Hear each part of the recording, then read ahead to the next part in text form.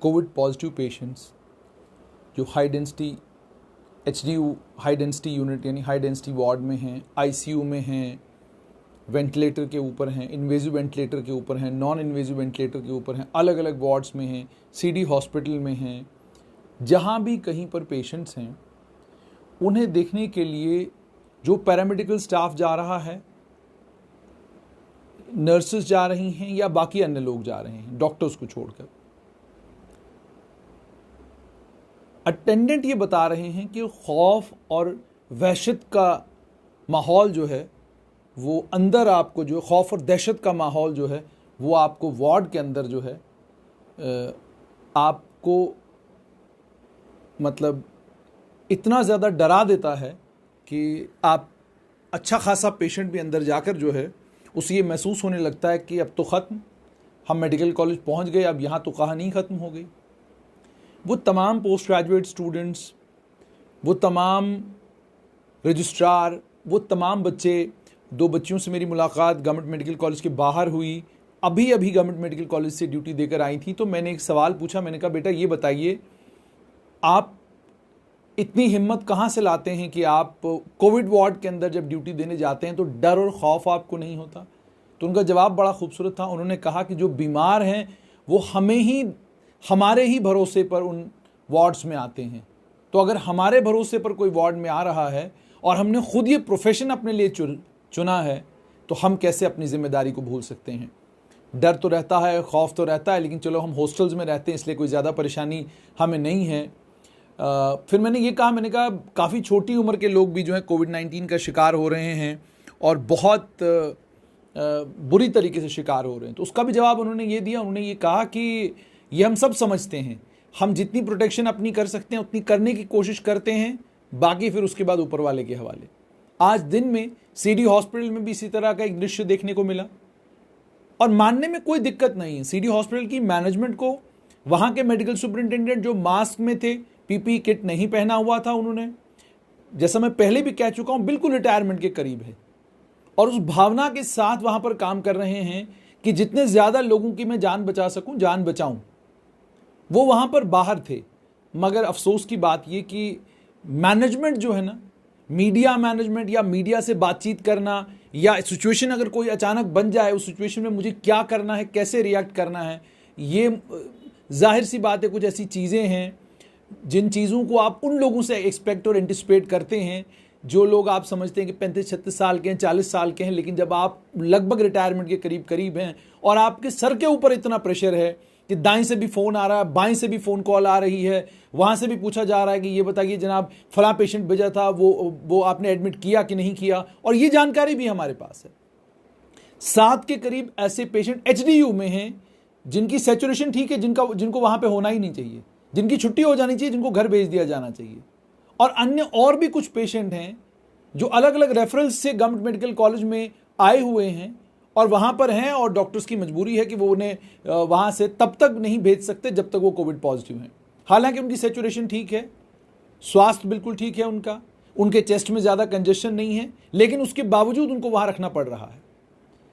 Doctor Rajeshwar Singh के साथ जो आज इंसिडेंट CD हॉस्पिटल में हुआ कि पेशेंट वहाँ पर पहुँच गए, ऑक्सीजन सिलेंडर पेशेंटों को दिए गए, पेशेंट वहाँ बाहर बैठे हुए थे। क्यों बैठे हुए थे? क्योंकि बेड्स अंदर अवेलेबल नहीं थे, बेड्स अवेलेबल नहीं थे। और उसके बाद जब मैंने प्रशासन से मालूम करने की कोशिश की कि बेड्स क्यों नहीं है अवेलेबल, तो उन्होंने ये कहा कि बेड जो शाम को आपके पास डाटा आता है जिसमें बताया जाता है कितने बेड्स हैं हमारे पास, वो असल में मॉर्निंग में 10 बजे हम लोगों ने कैलकुलेट किया होता है कि आज हमारे पास बेड खाली कितने हैं, कितने पेशेंट हमारे रिकवर होकर घर गए हैं, कितने पेशेंटों की अनफॉर्चुनेटली मौत हो गई है और उसके बाद कितने बेड अब हमारे पास खाली हैं। लेकिन दिन में 10 बजे से लेकर शाम को 6 बजे तक वो भी फिलअप हो जाते हैं और उसके बाद जब शाम के वक्त कोई आएगा तो हंगामा होगा। और जाहिर सी बात है रात के टाइम में बहुत सारे लोग आ जाते हैं। 92 पेशेंट ओवरनाइट जो हैं वो एडमिट हुए हैं CD हॉस्पिटल और गवर्नमेंट मेडिकल कॉलेज में।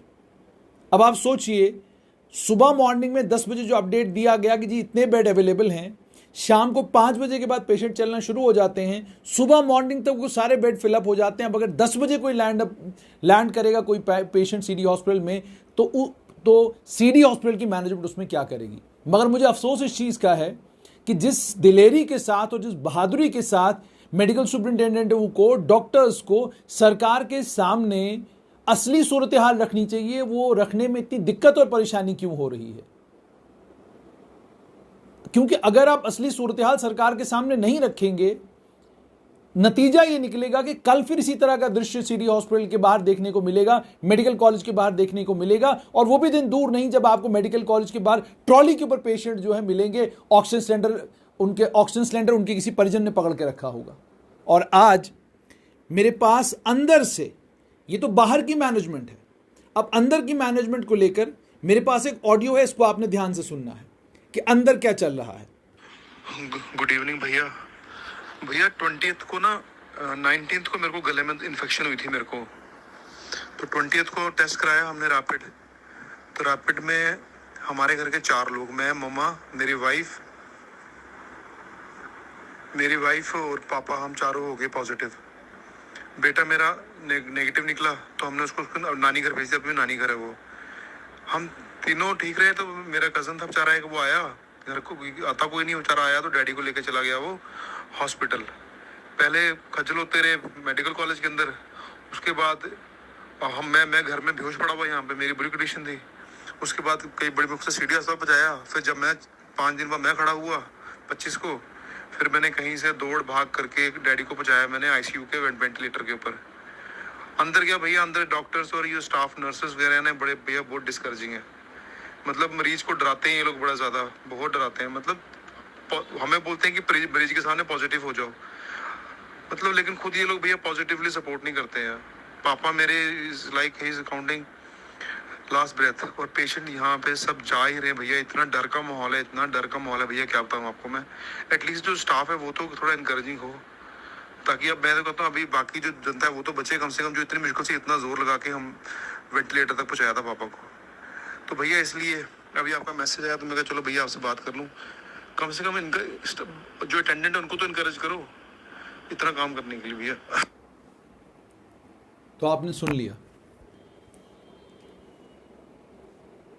साफ तौर पर एक बेटा ये कह रहा है कि मेरा बाप तो आखिरी सांसें अपनी मेडिकल कॉलेज में गिन रहा है, लेकिन मैं चाहता हूं कि इसके बाद जो भी लोग यहां पर आए, कम से कम माहौल इस तरह का यहां पर हो कि पेशेंट को डर और खौफ न हो।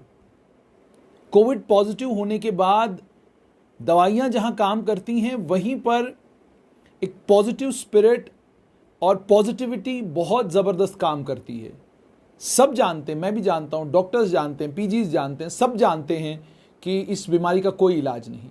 सिम्टोमेटिक ट्रीटमेंट हम लोग कर रहे हैं, लेकिन उस सिम्टोमेटिक ट्रीटमेंट में कामयाबी तब मिल सकती है जब पेशेंट के जहन में ये बात डाल दी जाए, बार बार डाल दी जाए, कोई बात नहीं, ठीक है आप कोविड पॉजिटिव हैं लेकिन आप इससे बाहर आ सकते हैं। आप कोविड पॉजिटिव हैं, कोई परेशानी की बात नहीं है, आप इससे बाहर आ सकते हैं, ठीक है, कोई परेशानी वाली बात। माहौल ऐसा क्यों बनाया जाता है? ये मैं नहीं, ये बिल्कुल अटेंडेंट है, अपने पिता के साथ हैं और ये बता रहे हैं कि ये अंदर जो है क्या माहौल है, किस तरह का माहौल है। डॉक्टर्स का स्ट्रेस हम समझ सकते हैं, पीजीज कितने ओवर स्ट्रेच्ड हैं वो भी हम समझ सकते हैं, रजिस्ट्रारों की कमी है वो भी हम समझते हैं। सरकार रजिस्ट्रार क्यों नहीं दे पा रही? पेरिफेरीज में जितने भी हॉस्पिटल हैं, जिन हॉस्पिटलों में अभी रश कम है, लोड कम है, उन पेरिफेरीज से डॉक्टर्स यहां आने में इतना कतरा क्यों रहे हैं? देश के लिए तो सब में जज्बा है, फेसबुक के ऊपर तो लोगों में कूट कूट के अपने देश के लिए जज्बा है, ट्विटर के ऊपर तो पूछिए मत। जो डॉक्टरों का जज्बा और जो बाकी लोगों का जज्बा देश के लिए ट्विटर के ऊपर देखने को मिलता है, वो कहीं नहीं मिलता। ये ट्विटर के ऊपर डॉक्टर साहब आपका कोई काम नहीं है। आप जाइए, रजिस्ट्रारों की मदद जो है ना, जाकर आप हॉस्पिटल में करिए। बहुत सारे वो मेरे डॉक्टर दोस्त जिन्होंने दाएं बाएं अपनी प्राइवेट क्लिनिक्स खोली हुई हैं, म्युनिसिपल लॉज की धज्जियां उड़ाकर आप लोगों ने क्लिनिक्स खोली हुई हैं, उन क्लिनिक्स में आप अच्छा खासा नोट कमा रहे हैं और आज छुपे हुए हैं। आज वो लोग घर से बाहर निकलने के लिए तैयार नहीं। मैं सरकार से विनम्र आग्रह करूंगा कि उन्हें भी किसी टीम का मेंबर बनाइए, पीपीई किट पहनाइए और उन्हें कहिए कि आप भी इस वक्त आइए, देश की सेवा करने का समय है। फेसबुक के ऊपर से देश की बहुत सेवा हो गई, ट्विटर के ऊपर से भी आपने देश की बहुत सेवा कर ली। ये जिम्मेदारी सिर्फ रजिस्ट्रारों की, ये जिम्मेदारी सिर्फ पीजी स्टूडेंट्स की, इंटर्न्स की, एमबीबीएस स्टूडेंट्स की, पोस्ट ग्रेजुएट स्टूडेंट्स की नहीं है। बल्कि इसमें एक्सपर्टीज की जरूरत है। और जिनके पास एक्सपर्टीज है वो कहते हैं हमारा इंटरव्यू कर लो जनाब, हम इंटरव्यू पे आपको अपनी एक्सपर्टीज दे देंगे। जनाब आपकी एक्सपर्टीज की हमें इंटरव्यू में जरूरत नहीं है, हमें आपकी एक्सपर्टीज की जरूरत उस वक्त हॉस्पिटल में है। और आप वो सभी लोग हैं जो लोग गवर्नमेंट मेडिकल कॉलेज से फारिग हुए हैं, गवर्नमेंट मेडिकल कॉलेज से आप लोग रिटायर होकर दाएं बाएं गए हैं। तो आज तो देश को आपकी जरूरत है। आप तो बाकी सारे मामलों में देश को ओपिनियन देने के लिए, एडवाइस देने के लिए अलग अलग ग्रुपों में आपकी भाषा शैली देखिए, आप तो कमाल की एडवाइस देते हैं अलग अलग ग्रुपों में। आप तो देश के बड़े से बड़े मुद्दे के ऊपर आपके विचार, आपके स्वर्णिम विचार सुनने वाले होते हैं। आज जब देश को आपकी जरूरत है, गवर्नमेंट मेडिकल कॉलेज जम्मू के इन पोस्ट ग्रेजुएट्स को, इन रजिस्ट्रार्स को और इन बाकी तमाम बच्चों को जब आपकी जरूरत है, तो आप आज क्यों नहीं हैं? वो पॉजिटिविटी कैसे आएगी वो आपने बतानी है, आपने समझाना है, आपने उनको बताना है बच्चों को कि पॉजिटिविटी किस तरीके से आएगी। ये एक मामला जो है आप लोगों तक पहुंचाना था। गुजारिश है आप सभी लोगों से ये, कोविड-19 की इस लड़ाई में हम सब एक साथ हैं। उम्मीद और तवक्का ये कि बहुत सारे लोग जो हैं वो इस लड़ाई में जो फोरफ्रंट पर हैं, उन्हें तो हमारी तरफ से बहुत बहुत मुबारकबाद कि आप जो है बिल्कुल फोरफ्रंट पर होकर लड़ाई लड़ रहे हैं। और आप लोगों को अल्लाह भगवान वाहिगुरु इतनी हिम्मत दे, ताकत दे कि आप इस लड़ाई में कामयाब हों। और यकीन मानिए वो पोस्ट ग्रेजुएट्स हों, वो रजिस्ट्रार्स हों, वो यंग मेडिकोज हो, इंटर्न्स हो, और इंटर्न्स के लिए भी कि इंटर्न्स को जो आप स्टाइफंड दे रहे हैं उसके बाद जो उनसे काम ले रहे हैं वो नाकाफ़ी है। Principal government medical college Jammu को भी इस सिलसिले में हेल्थ स्वास्थ्य विभाग से कहना चाहिए कि जनाब इनके लिए कुछ करिए। रजिस्ट्रार्स आप बहुत बढ़िया काम कर रहे हैं, लेकिन कंसल्टेंटों को और उन तमाम डॉक्टर्स को जो फेसबुक के ऊपर, ट्विटर के ऊपर और सोशल मीडिया के ऊपर इतनी खूबसूरत बयानबाजियां करते हैं कि पूछिए मत। आप उनकी बयानबाजियां जब सुनते हैं तो आपको लगता है कि जनाब ये तो वो हैं कि इनको जब ये पता चलेगा कि जम्मू में कोविड के कारण 52 लोगों की मौत हुई है, ये अपना प्राइवेट सेंटर छोड़कर आएंगे और कहेंगे कि हम जम्मू के लोगों की सेवा करने के लिए आ रहे हैं, हम जम्मू के लोगों की जान बचाएंगे। लेकिन कोई नहीं आ रहा, कोई नजर नहीं आ रहा। अगर कोई होता तो किसी न किसी पोर्टल पर कोई न कोई स्टोरी कर रहा होता। दूसरा, बहुत सारे ऐसे डॉक्टर हैं जो खुद पॉजिटिव हैं लेकिन जज्बा जबरदस्त रखते हैं। मेरे साथ एक डॉक्टर साहब है, डॉक्टर विकास पादा, आज 2 दिन हो गए लगातार उनके साथ मुझे फिक्सअप करते हुए। और क्या जज्बा है डॉक्टर साहब में कि आइसोलेशन में हैं और आइसोलेशन में भी मुझसे ये कह रहे हैं कि आप के साथ बातचीत होगी। और मैंने इंटरव्यू के लिए गुजारिश की तो उन्होंने कहा कि फौरन करिए, आइसोलेशन से ही मैं बात करूंगा, मैं लोगों को बताऊंगा कि उनको कोविड में क्या करना है, क्या नहीं करना है। अब एक तरफ डॉक्टर विकास पादा जैसे डॉक्टर हैं, एक तरफ एक और डॉक्टर का मैं नाम लूंगा, डॉक्टर निखिल महाजन। इसलिए नाम लूंगा कि आज मैंने फोन किया, मैंने कहा डॉक्टर साहब आपका इंटरव्यू करना है। डॉक्टर साहब की तरफ से जवाब आया, एक कोविड पॉजिटिव पेशेंट का मैंने इंटरवेंशन आज करना है, मैं उस इंटरवेंशन के बाद आपसे बात करूंगा। ये जज्बा है, ये हिम्मत है इन नौजवानों के अंदर। ऐसे ही कई और लड़के हैं जो इस वक्त गवर्नमेंट मेडिकल कॉलेज के अंदर जो यंगस्टर्स हैं, बड़े बेहतरीन डॉक्टर हैं, बहुत अच्छा काम कर रहे हैं। आप तमाम को मेरा सलाम, बहुत बढ़िया काम आप लोग कर रहे हैं। हिम्मत मत हारिए, ये जंग आप लोगों ने जीतनी है। और जब आप पेशेंट के पास जाते हैं, हंसते मुस्कुराते जब आप पेशेंट से बात करेंगे, यकीन मानिए आधे से ज्यादा परेशानी पेशेंट की दूर हो जाएगी। कोविड इन्फेक्शन ही है ना, इससे ज्यादा तो और कुछ नहीं है ना, इन्फेक्शन ही है ना, इससे ज्यादा और कुछ नहीं है। आज मैं सीरी हॉस्पिटल के बाहर था, एक सरदार जी वहां पर मिले। मैंने कहा सरदार जी आप एडमिट होने आए हैं? कहा नहीं मैं जा रहा हूं। मैंने कहा कमाल की बात है, फिर तो बहुत मुबारकबाद आपको। कहते जी बहुत बहुत शुक्रिया। मैंने कहा आपकी फ़ोटो खींच ले। कहते अभी फ़िलहाल फ़ोटो खींचने की ज़रूरत नहीं है, मैं घर जाऊँगा, रिलैक्स करूँगा और अपने आप को ये कहूँगा कि जो मैं 10 दिन लगातार पॉजिटिव रहा, 8 दिन लगातार मैंने पॉजिटिविटी अपने दिमाग में ये लाता रहा कि मैं दाएं नहीं देखूँगा, मैं बाएं नहीं देखूँगा। मेरे दाएं जो है उसकी अपनी किस्मत, उसका अपना मुकद्दर, मेरे बाएं जो उसकी अपनी किस्मत, उसका अपना मुकद्दर और मेरा अपना। मैं तय करके आया हूँ, बीमार हूँ, यहाँ रहूँगा, यहाँ से मुझे घर वापस जाना है, तो मैं तय करके आया हूँ। उनका जज्बा और उनका हौसला देखकर ये यकीन हुआ कि आज भी बहुत बड़ी तादाद में आप बहुत सारे लोग ऐसे हैं कि सिर्फ डॉक्टर साहब का एक प्यार से बोला हुआ बोल, मैं समझता हूँ बहुत स्ट्रेस में हैं आप लोग, लेकिन कहते हैं ना कि हीरा कान में जाकर ही हीरा बनता है। ये वाली कान में नहीं, वो जो भट्टी होती है, आग की भट्टी में जाकर जो है वो उसके बाद पता चलता है कि ये हीरा है। तो इसलिए मेरी आप लोगों से गुजारिश ये कि हिम्मत मत हारिए। एक हमारे परम मित्र हैं, उन्होंने एक बात आप तक पहुंचाई है कि अंदर माहौल बड़ा गमगीन है। जाहिर सी बात है, जहाँ से 28 कैजुअल्टीज़, 23 लोगों की जान जाए और 23 डेड बॉडीज़ जहाँ से आएँ, वहाँ माहौल जाहिर सी बात है गमगीन होगा, वहाँ माहौल खौफ भरा होगा। मगर उसके बीच में उस खौफ को कम कैसे करना है, लोगों का ढारस कैसे बनाना है, उनकी हिम्मत को कैसे टूटने नहीं देना है, उनकी हिम्मत को कैसे बढ़ाना है, ये काम डॉक्टर्स का है। ये आप सब लोग कर सकते हैं। आप पोस्ट ग्रेजुएट हैं, आप रजिस्ट्रार, जो भी हैं, आप ही को करना है। और जैसे मैंने पहले ही कहा कि मेरी आज बातचीत होनी थी डॉक्टर विकास पादा के साथ। आज अनफॉर्चुनेटली कुछ टेक्निकल डिफिकल्टीज़ के कारण उनके साथ हम नहीं जुड़ पाए। कल ज़रूर जुड़ेंगे और आइसोलेशन से वो कल आपके साथ बातचीत करेंगे और आइसोलेशन से वो आपको बताएंगे कि किस तरीके से कोविड की लड़ाई लड़ी जा सकती है। और एक और विनम्र विनती और आग्रह कि हिम्मत और हौसले से काम लेना है, उसके अलावा हमारे पास दूसरा कोई चारा नहीं है। जो सीडी हॉस्पिटल में आज हुआ वो सरकार की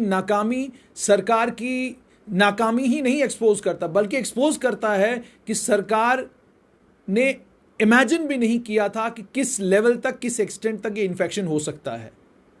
आज वो चीज़ें जो है सब सामने आ गई हैं। उम्मीद ये दृश्य कल से देखने को नहीं मिलेंगे। और दूसरा ये कि जितने भी मेडिकल सुपरिंटेंडेंट अलग अलग मेडिकल कॉलेजेस के हैं, आपसे विनम्र विनती और आग्रह, नौकरी सरकारी हो या प्राइवेट हो, नौकरी है।